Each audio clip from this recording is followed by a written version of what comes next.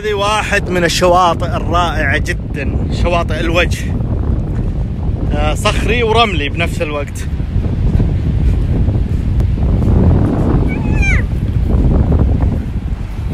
بحر نظيف وجميل.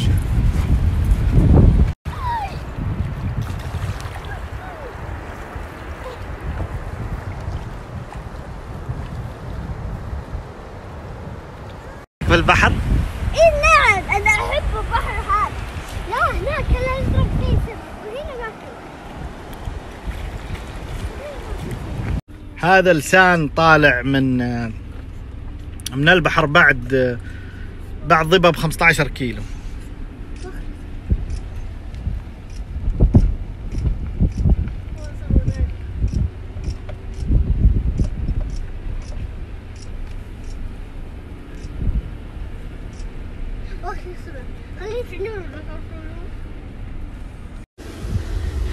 هذا اللسان البحري اللي تو اوريكم اياه. انا فوق واحد من المرتفعات، شوفوا ما شاء الله.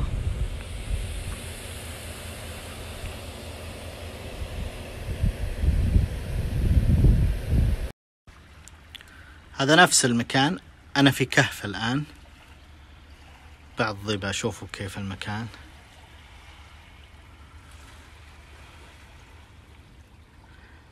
والله العظيم ما في أجمل من هالموقع. على فكرة درجة الحرارة 30 في عز الظهر في شهر 7. شوفوا الكهف من هنا، هذا الكهف اللي جالس فيه هنا.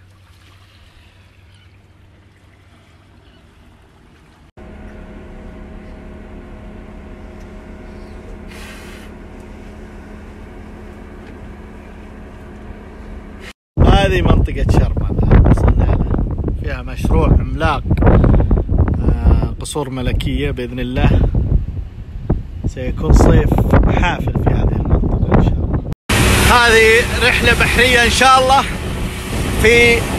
من ميناء الخريبة وراء على شواطئ شرمة، شواطئ العظيمة إن شاء الله اللي تكون يوم من الأيام مكان استراتيجي للعمل في نيوم. يلا تحركنا الحين. لاحظوا معي هنا شرمة، ينتهي هنا يبدأ الخريبة. زين، وهذه المشاريع الجديدة الموجودة في شرمة، هذا الساحل العظيم.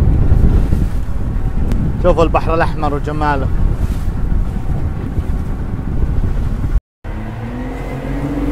شوفوا البحر الأحمر، هذا البحر اللي ما استفدنا منه شيء قبل كما قال ولي العهد في أحد كلماته، لكن من هذا العام ومن إعلان نيوم بإذن الله سيكون هناك وضع مختلف تماما في شرمة والمواقع هذه.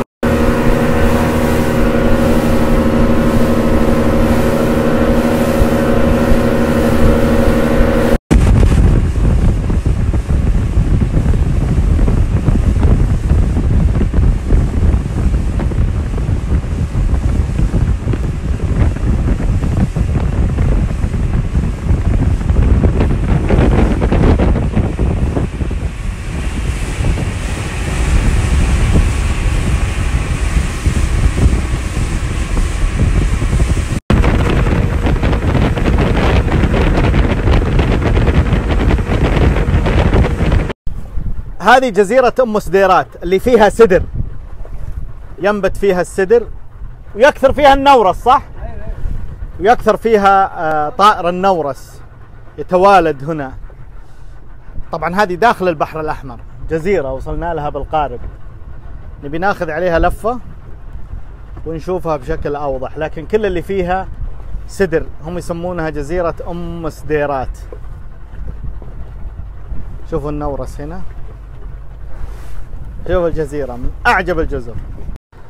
الحين قربنا من الجزيرة، بننزل بهالجزيرة الرائعة. شوفوا البحر، وهنا جزيرة أم سديرات، سدر وبرمل وبحر، وش أجمل من هذا؟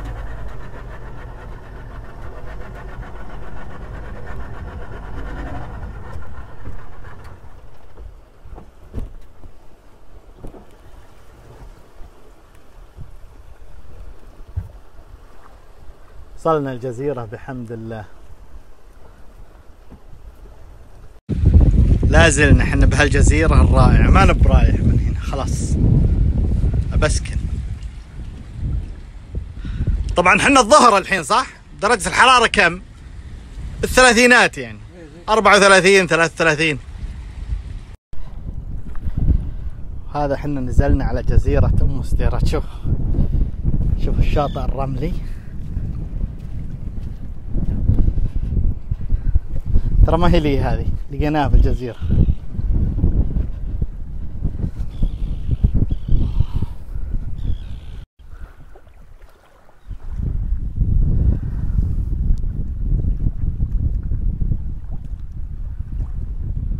شوفوا نقاوة الماء هنا، شوفوا الشاطئ. أماكن كانت فعلا غايبة عن كثير من الناس، ما يعرفون الجزر اللي في البحر الأحمر، أو ما يعرفون شواطئ قيال وشرمة. حتى هيأ لها الله سبحانه وتعالى الأمير محمد بن سلمان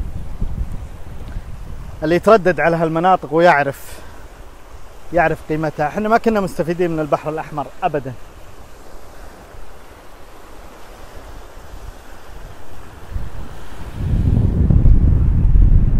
قريبة جدا هذه الجبال حقت شرم.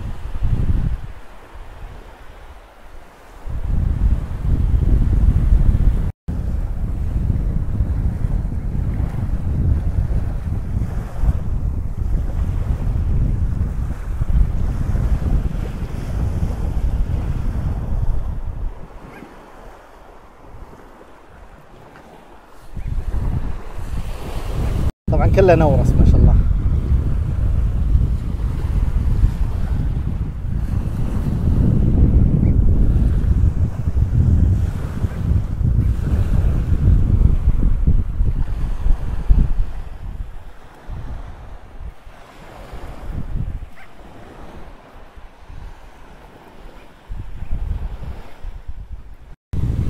شوفوا النورس.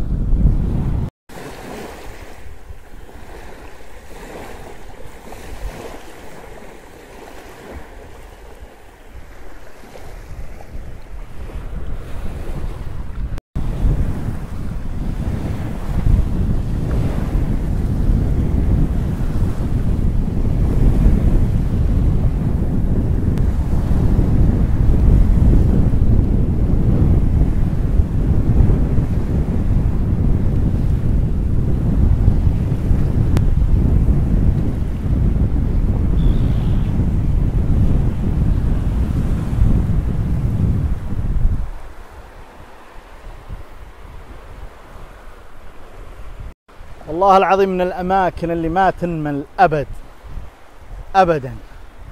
والميزة ما عندك أحد، من الأماكن اللي ما تمله أبدا.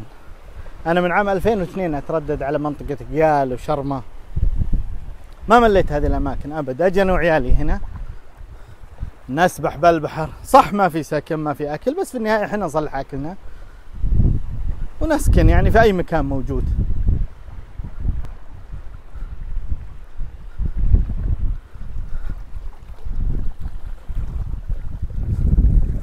شوفوا النظافة. مليت؟ لا يا رجل عادي راح. تبغى تمشي يعني؟ لا عادي نلف عليها لفة؟ عادي لف الجزيرة ديك. هذه يسمونها عارف هذيك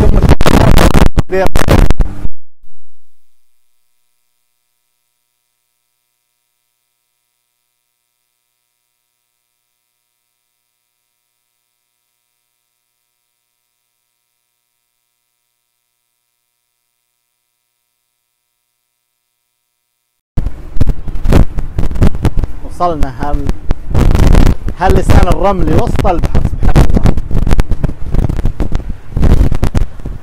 لسان رملي وسط البحر.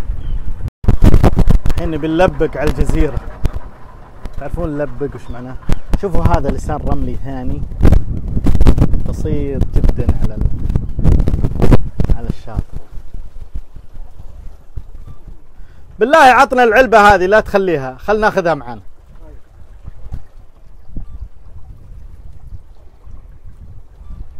هذا في واحد جاي ورامي جيك ماء اللي بناخذه معنا. يعني هذا بس راميه هنا. ها؟ هذه الجزيرة اسمها أم قشيعات. هذا قاربنا ملبق على قولتهم. وهذه الجزيرة، جزيرة صغيرة جدا، شوفوا حدودها. لسان رملي وسط البحر.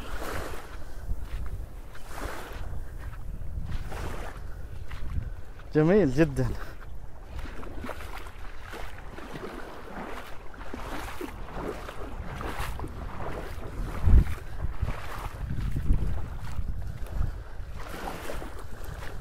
على فكرة جزر كثيرة بالبحر الأحمر، يمكن أكثر من 1000 جزيرة بالبحر الأحمر، بعضها صغير بعضها كبير جدا، لسه ما استغلت ولم تستثمر حتى الآن. لكن مشروع البحر الأحمر يستفيد من 50 جزيرة بين أملج والوجه، ونيوم أيضا يستفيد من الجزر اللي هنا. فكرة أنا أشوف من هنا جزيرة تيران وصنافير من هذا الموقع. الجو ما هو صافي لكن أشوفها أنا. لكن شوف هذه الشعب المرجانية.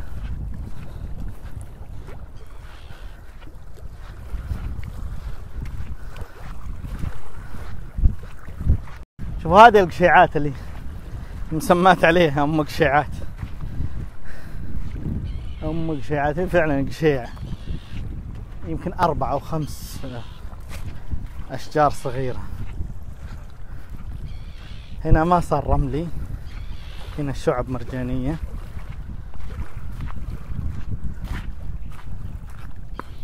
شوفوا هذا فخار بعد، ما أدري هو قديم ولا جديد.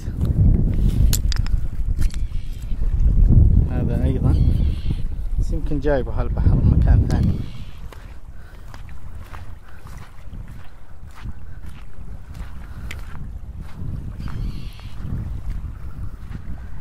شوفوا سبحان الله في هالمكان جزيرة صغيرة.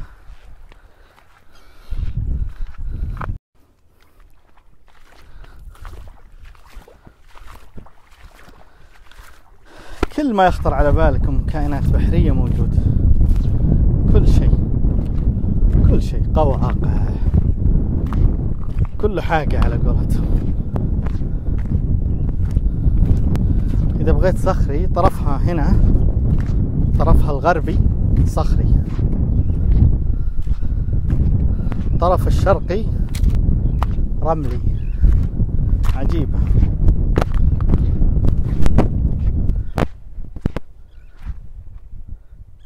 الشاطئ ما هو بعيد. هذه القشيعات اللي قلنا.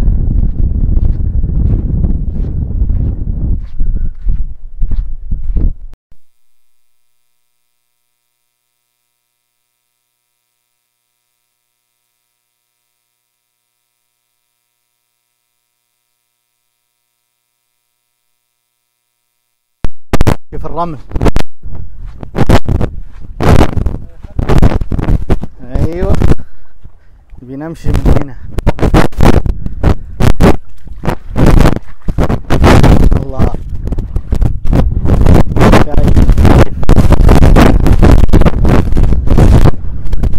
نبرح بهاللسان الرملي.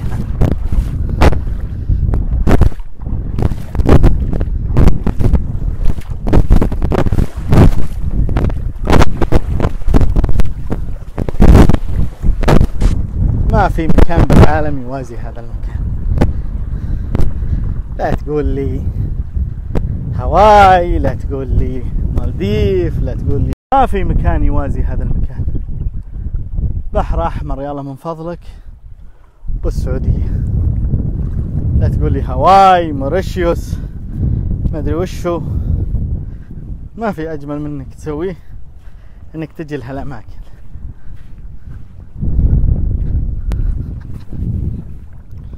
شوفوا وسط البحر.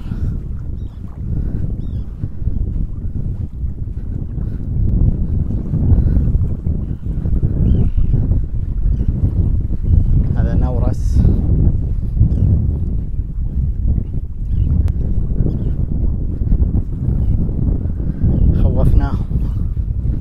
خوفناهم وطاروا.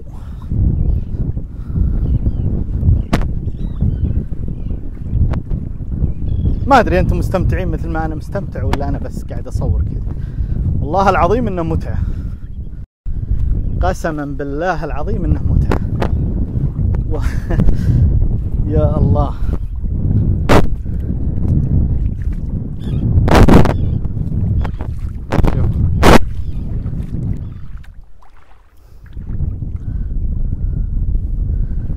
انها متعة. برجع له. شوفوا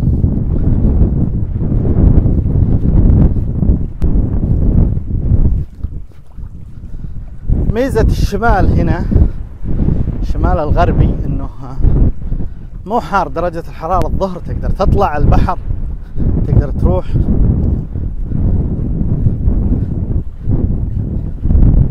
لا مش هذه، مش هذه الكبيرة، الكبيرة.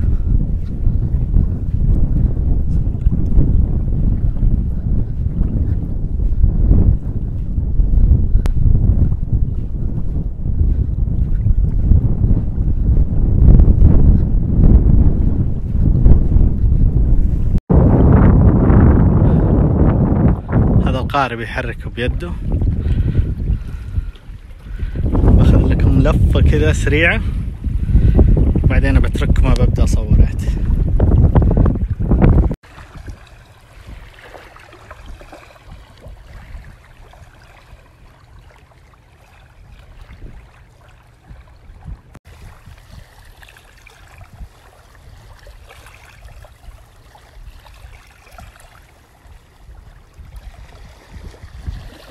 حركنا بس حرك القارب الحين بين الشعب. شوف هذه شعب مرجانية، هذه الضحلة وهذه الثانية الضحلة،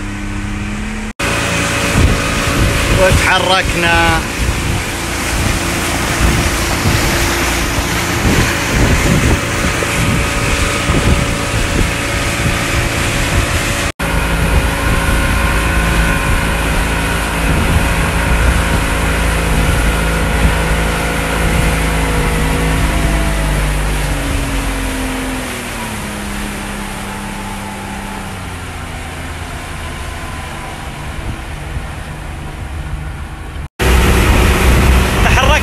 من الجزيرتين رحنا لأم سديرات وأم قشيعات، والحين راجعين للشاطئ مرة ثانية. صراحة رحلة ممتعة مع أهل لطيف.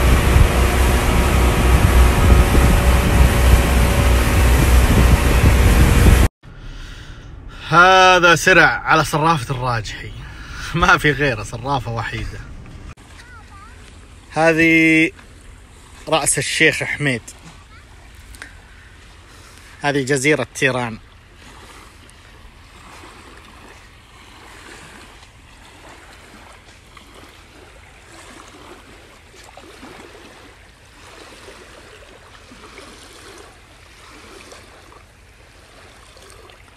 هذه جزيرة تيران، بعدها صنافير.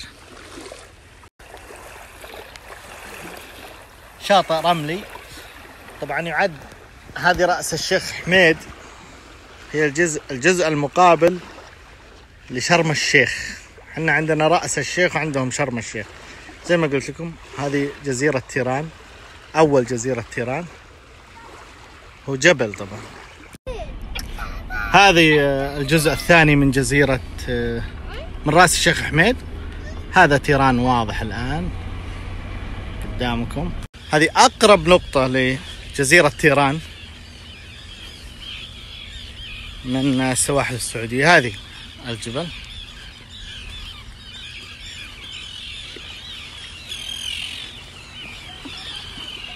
مناطق فاضية ما فيها أحد،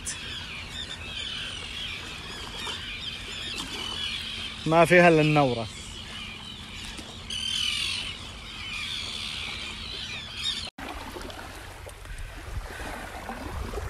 شوفوا رمال حمراء وسط البحر. هشام ايش رايك بالمكان؟ حلو؟ حلو ولا لا؟ ما عجبك؟ لا حلو. حلو ولا لا؟ قل. ها؟ حلو؟ يلا يلا شوف ناظر الكاميرا. هذه طيارة راس الشيخ حميد، أشهر موقع صوره الناس، صوره السعوديين، داروا عليه. هذه له قصة معروفة الطيارة دي، ابحثوا عنها، اكتبوا بتويتر أو اكتبوا بجوجل بتشوفون قصة هالطيارة، له قصة معروفة. وهذه هي الطيارة. ما في الظاهر ما في أحد جاء رأس الشيخ حميد ما جاء للطيارة هذه. شواطئ زينة وطيارة طايرة. هذا ذيل الطيارة هناك، وهذا جناح الطيارة باقي أجزاء.